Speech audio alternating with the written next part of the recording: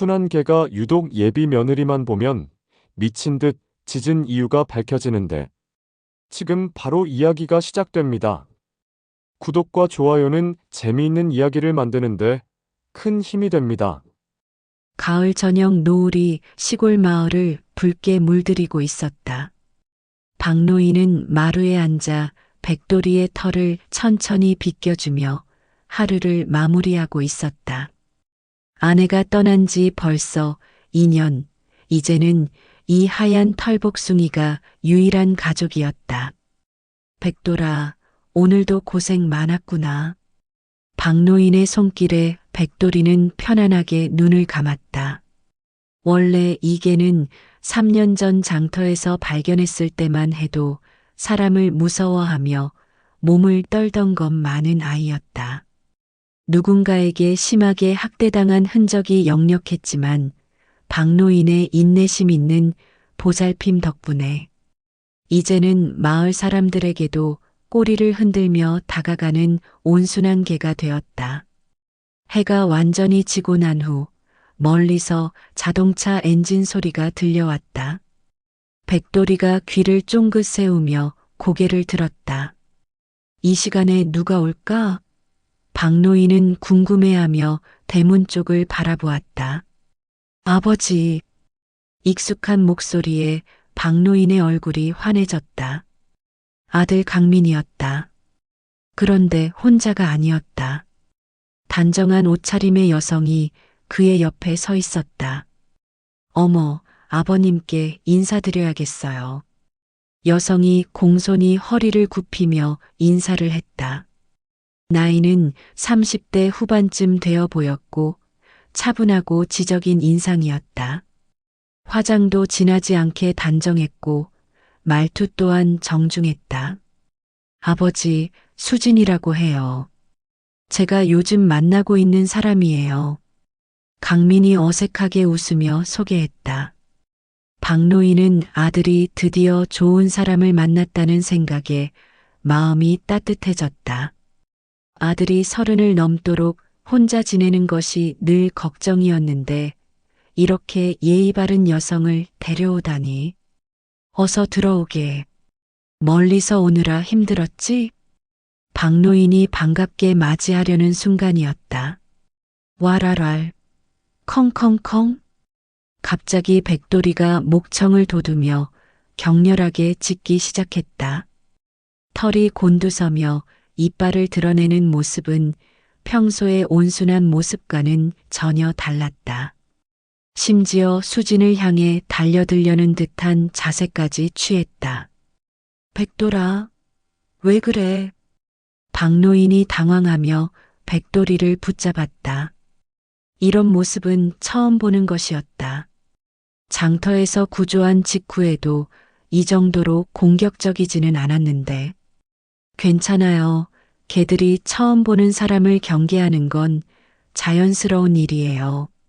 수진이 차분하게 말했지만 그녀의 얼굴에는 순간 불쾌한 표정이 스쳤다. 하지만 워낙 빠르게 지나간 표정이라 박노인은 눈치채지 못했다. 정말 죄송합니다. 평소엔 이런 아이가 아닌데. 아버지, 괜찮다고 하잖아요. 백돌이 좀 안으로 데려가세요. 강민이 약간 짜증스러운 듯 말했다. 백돌이는 여전히 낮게 으르렁거리며 수진을 노려보고 있었다. 집 안으로 들어가서도 백돌이의 경계는 풀리지 않았다.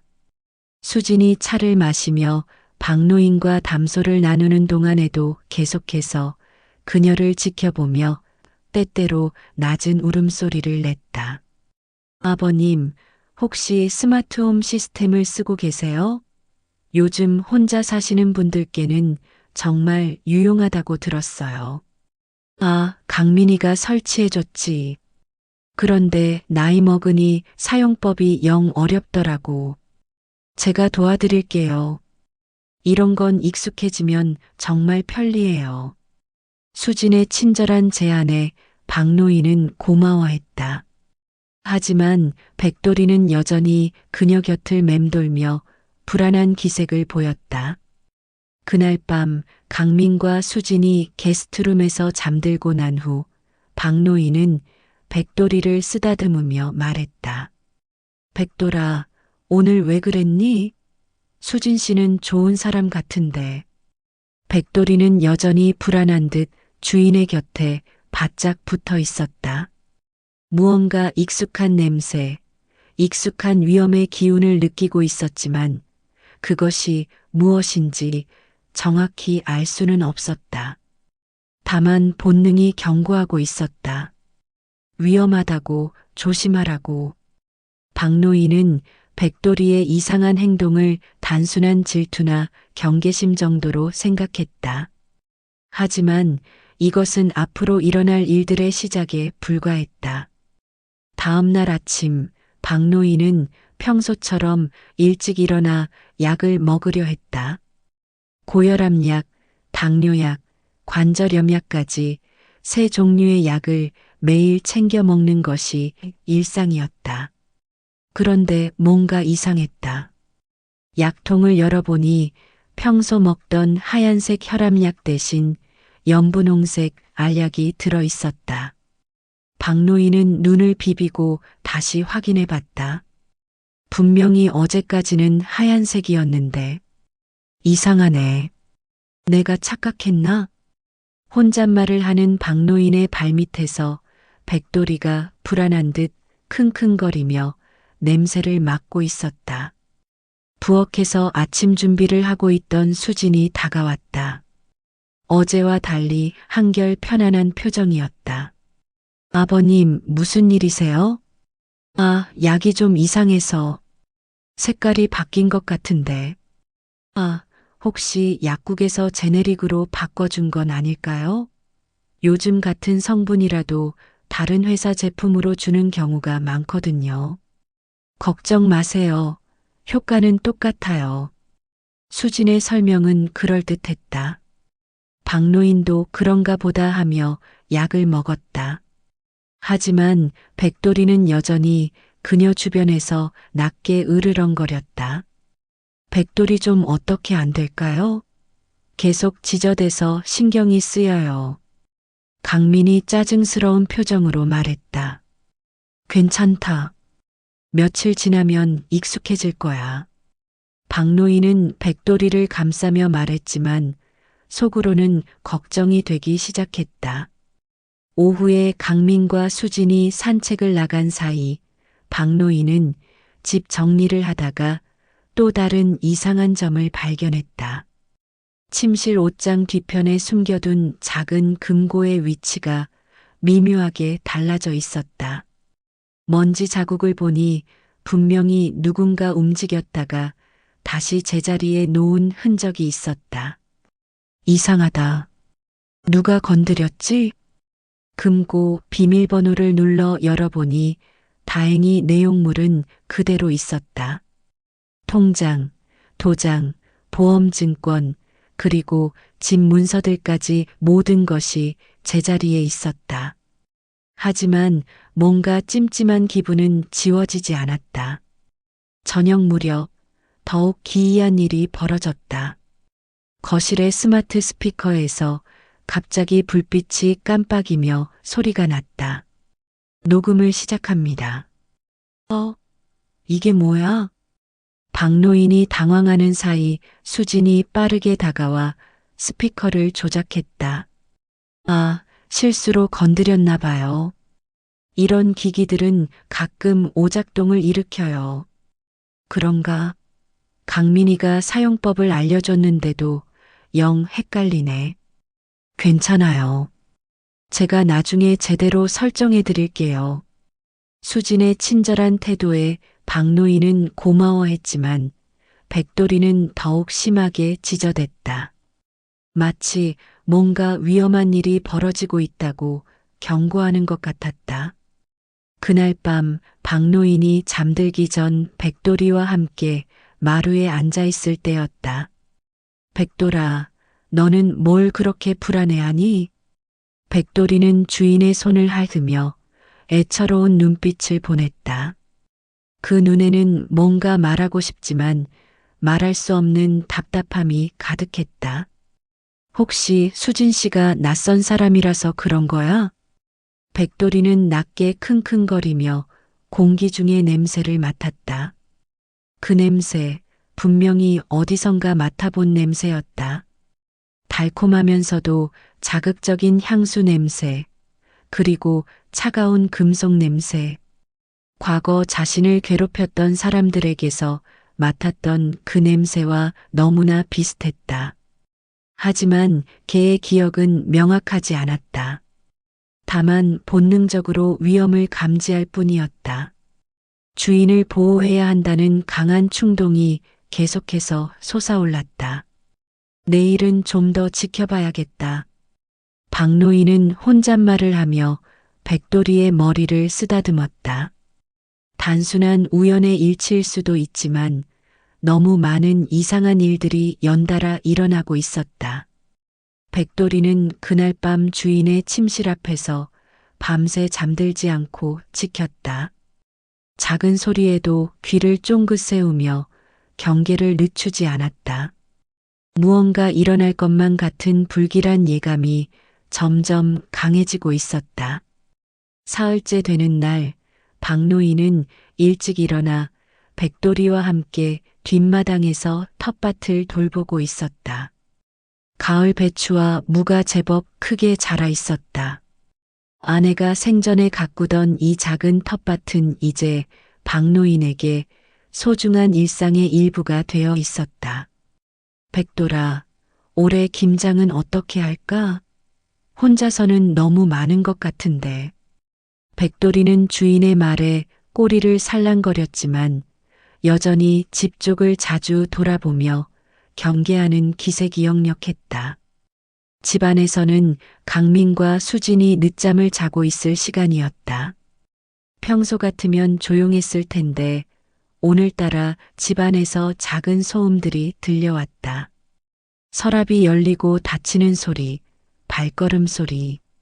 누가 일찍 일어났나? 박노인이 궁금해하며 집으로 향하는 순간 백돌이가 갑자기 멈춰 서더니 집을 향해 낮게 으르렁거리기 시작했다. 집에 들어서니 수진이 부엌에서 아침 준비를 하고 있었다.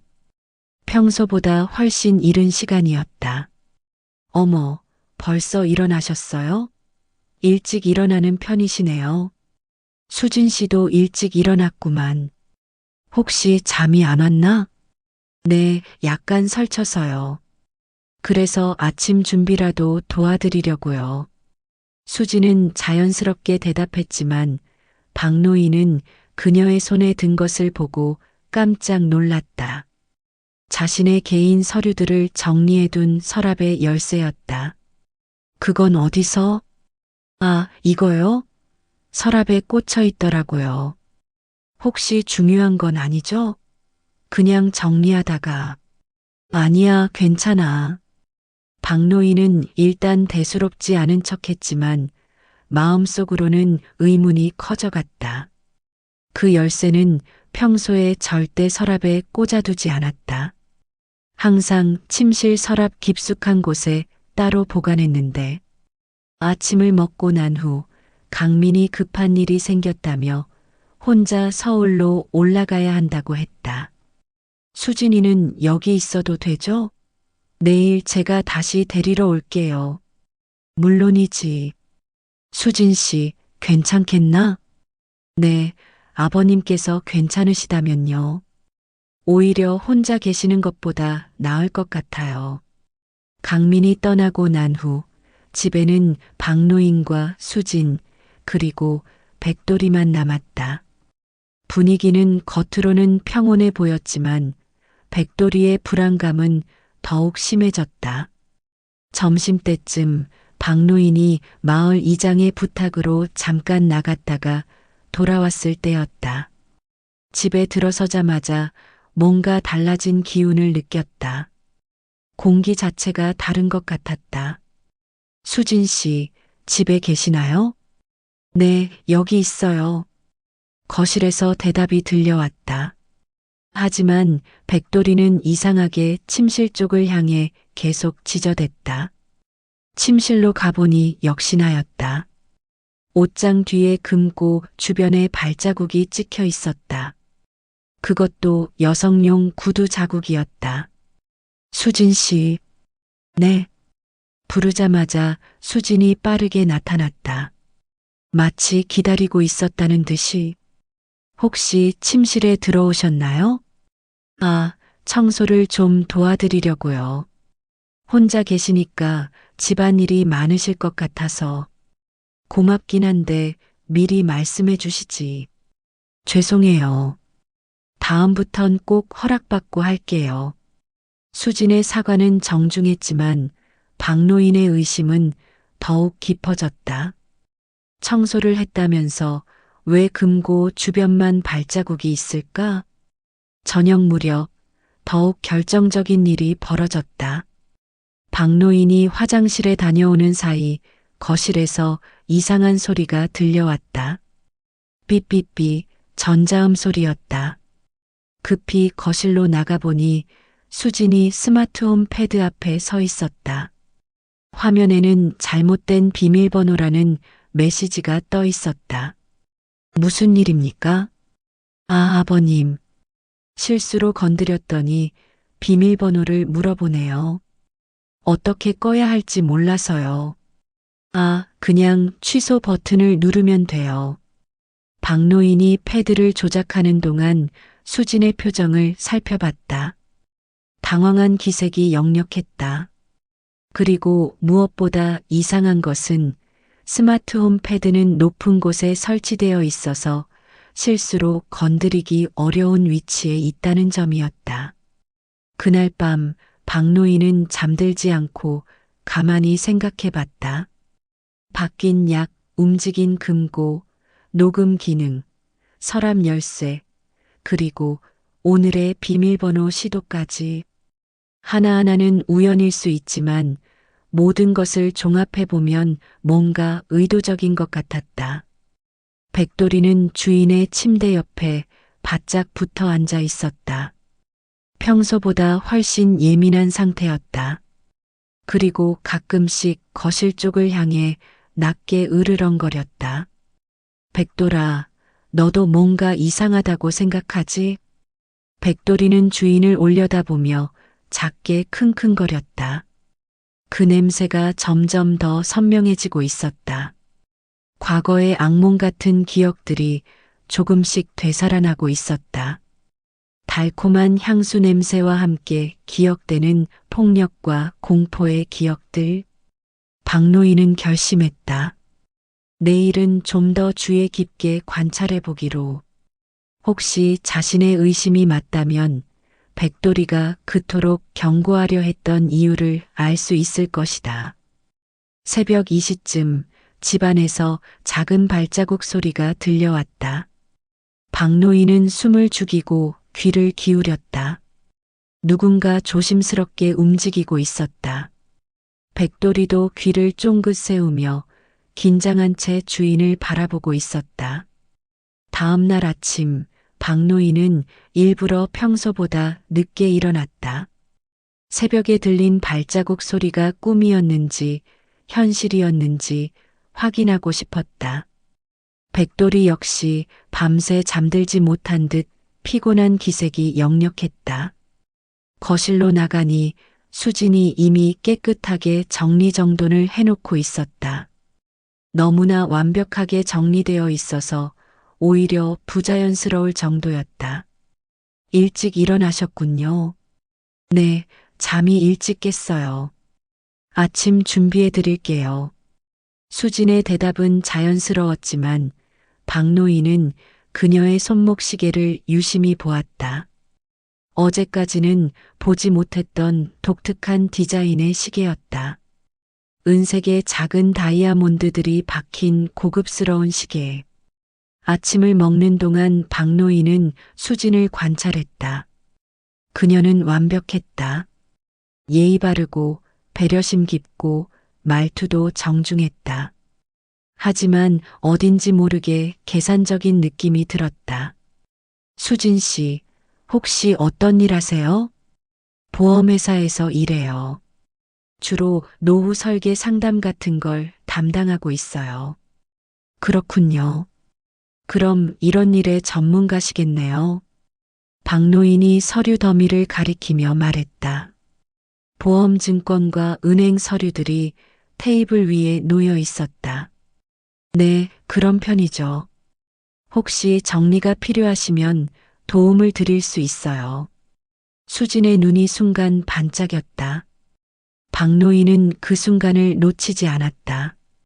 점심시간 즈음 박노인은 일부러 마을 회관에 볼 일이 있다고 하며 집을 나섰다. 하지만 실제로는 집 근처 언덕에서 망원경으로 자신의 집을 관찰하기로 했다. 오래전 아내와 함께 조류 관찰용으로 사두었던 망원경이 이런 때 쓸모가 있을 줄이야. 백돌아, 우리 좀 조사해 보자. 백돌이도 주인의 진지한 표정을 보고는 조용히 따라왔다. 언덕에서 집을 바라보니 수진의 행동이 한눈에 들어왔다. 박노인이 나간 지 10분도 안 되어 그녀는 침실로 향했다. 그리고 옷장 뒤에 금고 앞에 무릎을 꿇고 앉더니 무언가를 시도하기 시작했다. 저런, 박노인의 입에서 탄식이 새어나왔다. 수지는 금고의 비밀번호를 하나씩 눌러보고 있었다. 체계적으로 마치 경험이 있다는 듯이 30분 정도 지나자 수지는 포기하고 일어났다. 대신 주변 서랍들을 뒤지기 시작했다. 서류들을 꺼내어 살펴보고 사진을 찍기도 했다. 이제 확실해졌구나. 박노인은 백돌이를 쓰다듬으며 중얼거렸다. 백돌이는 주인의 손길에도 여전히 불안한 기색을 보였다. 집으로 돌아가는 길에 박노인은 마을 파출소에 들렀다. 김 경찰관은 박노인과 오래된 친구 사이였다. 경찰관님, 좀 이상한 일이 있어서 왔습니다. 어르신, 무슨 일이세요? 박노인은 지난 며칠간 일어난 일들을 차근차근 설명했다. 김 경찰관의 표정이 점점 심각해졌다. 그 여자분 신원을 한번 확인해 보시는 게 좋겠네요. 요즘 독거노인을 대상으로 한 사기 사건이 많거든요. 혹시 조회해 볼 수 있나요? 차량 번호나 신분증 정보가 있으면 가능한데. 박노인은 어제 수진이 놓고 간 핸드백을 떠올렸다. 혹시 그 안에 신분증이 있을지도 모른다. 집에 돌아오니 수진이 부엌에서 저녁 준비를 하고 있었다. 평상시와 다름없는 모습이었다. 일찍 오셨네요. 저녁 거의 다 됐어요. 고생하시네요. 혹시 핸드백을 어디 두셨죠? 제가 옮겨둘게요. 아, 괜찮아요. 제가 할게요. 수진이 급하게 말하며 핸드백을 챙겨 들었다. 그 순간 백돌이가 갑자기 지저댔다.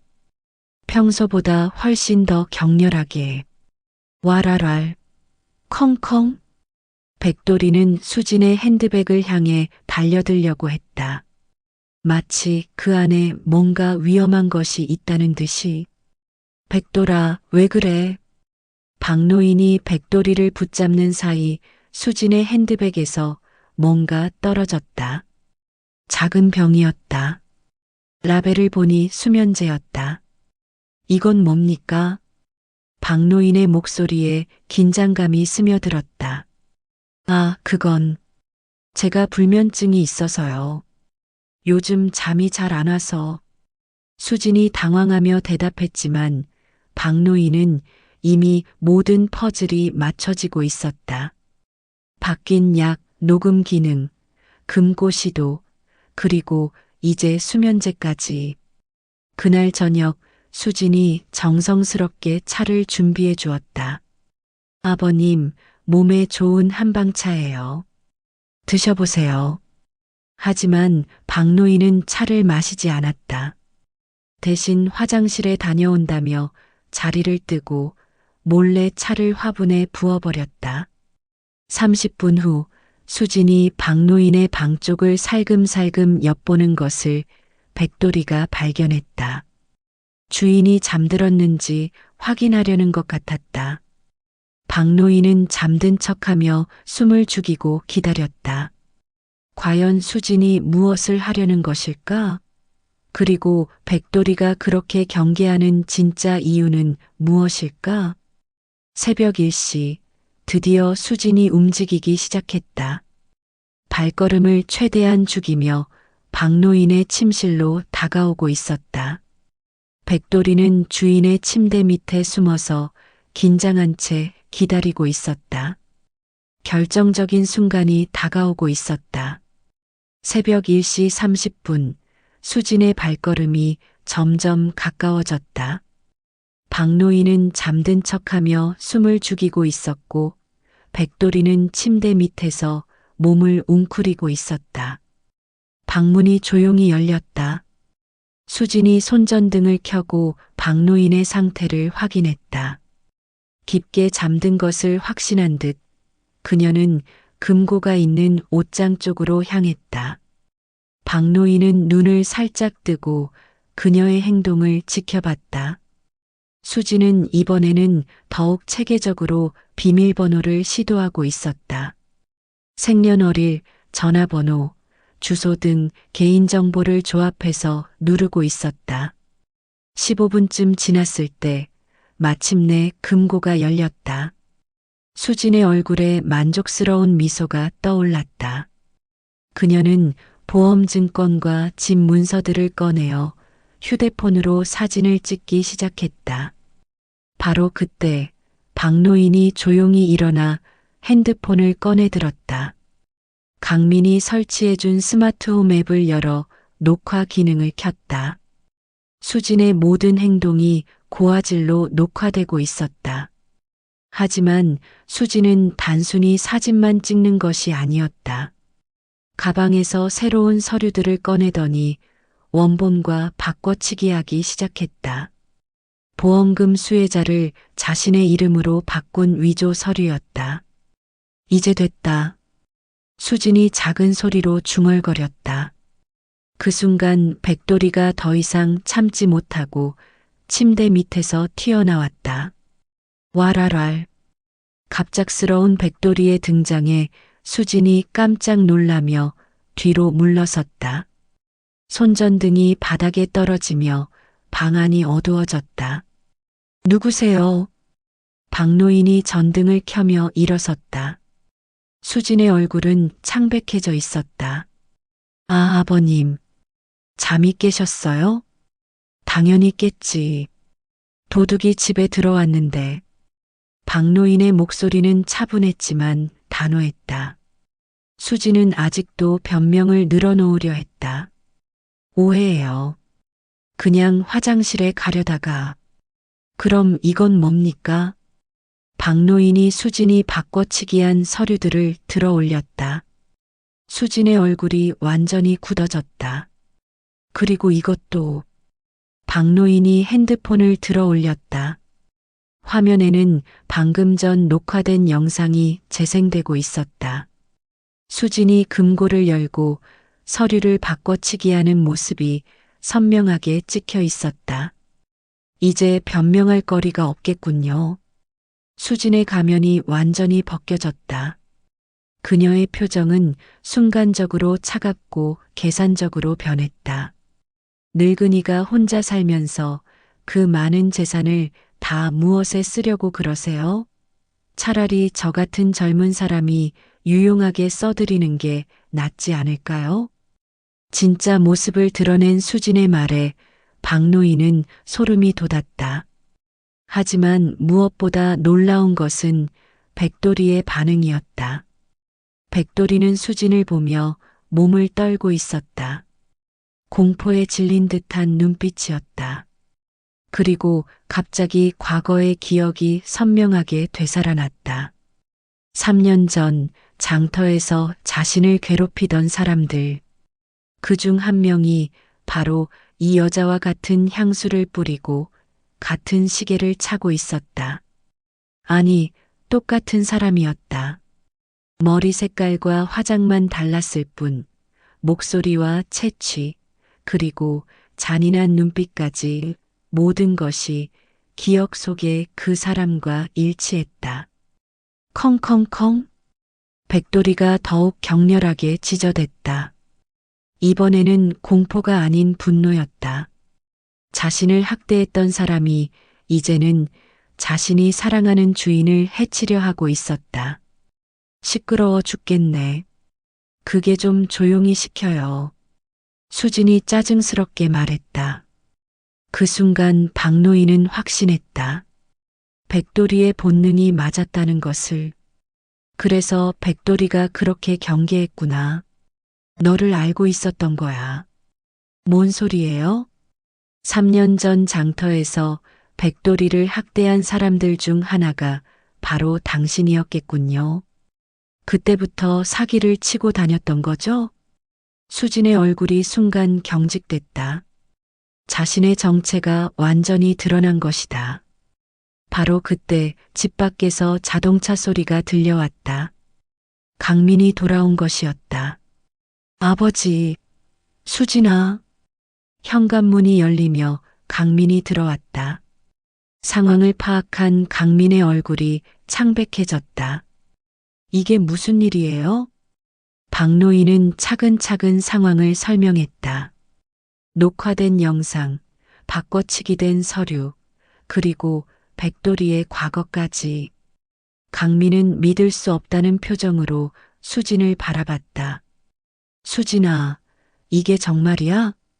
수진은 더 이상 변명하지 않았다. 대신 냉소적으로 웃으며 말했다. 어차피 들켰으니 할 말 없네요. 하지만 증거인멸은 쉬운 일이에요. 그녀가 라이터를 꺼내들며 서류에 불을 붙이려는 순간 백돌이가 달려들어 그녀의 손목을 물었다. 아! 수진이 비명을 지르며 라이터를 떨어뜨렸다. 강민이 재빨리 라이터를 치우고 수진을 제압했다.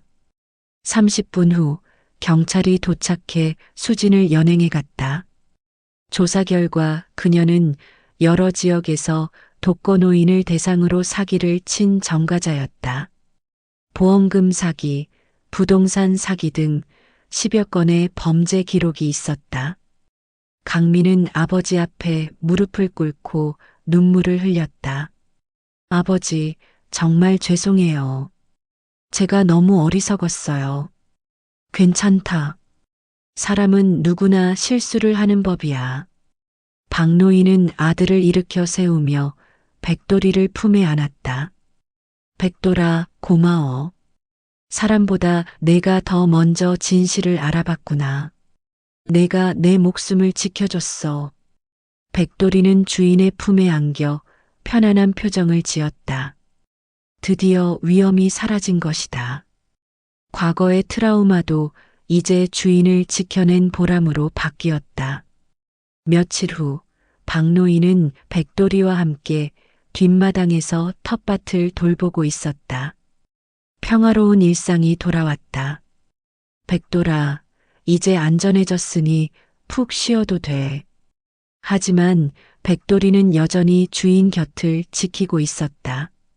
이번에는 경계가 아닌 사랑으로. 진정한 가족의 유대감이 더욱 깊어진 것이다. 저녁 노을이 시골집을 다시 붉게 물들이고 백돌이와 박노인의 평범하지만 소중한 일상이 계속되고 있었다.